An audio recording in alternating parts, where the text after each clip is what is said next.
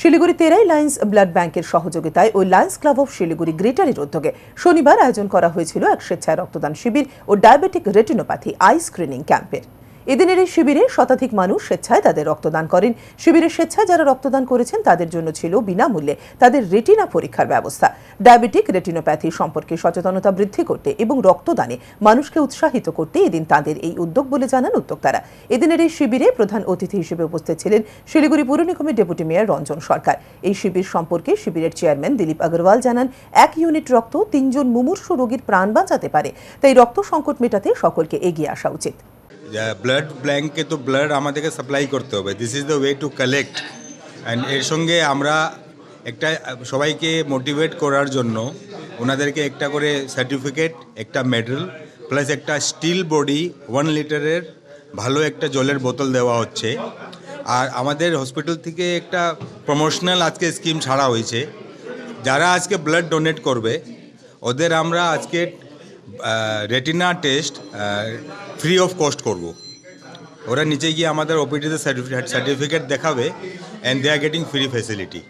অন্যদিকে এই বিষয়ে শিলিগুড়ি গ্রেটার লায়ন্স আই হসপিটালের সদস্য সুরেশ সিংহল জানান, আজকের এইটা ব্লাড ডোনেশন ক্যাম্প আমরা আমাদের unit 1, unit 2 hospital greater Lions I হসপিটালের স্টাফ প্লাস ওয়ার্ড নাম্বার 41-এর যতগুলো আমাদের জনগণ আছে ওদেরকে নিয়ে আমরা একটা ব্লাড ডোনেশন ক্যাম্প, সাথে রেটিনা চেক আপ ক্যাম্প আর ডায়াবেটিক ডিটেকশন ক্যাম্প এইগুলো আমরা আজকে করছি। আমরা আশা করি আমরা 3 ডিজিটে ব্লাড ডোনেশনটা নিতে পারবো। And in association with Lions Club of Siliguri Terai. So we are thankful to the donors and we are thankful to Lions Club of Siliguri Terai blood bank for this noble cause.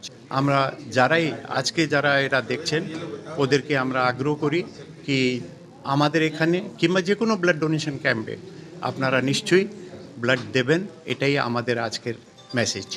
এদিকে এই উদ্যোগে সাধুবাদ জানিয়েছেন শিবিরের বিশিষ্ট অতিথি তথা শিলিগুড়ি পৌর নিগমের ডেপুটি মেয়র রঞ্জন সরকার।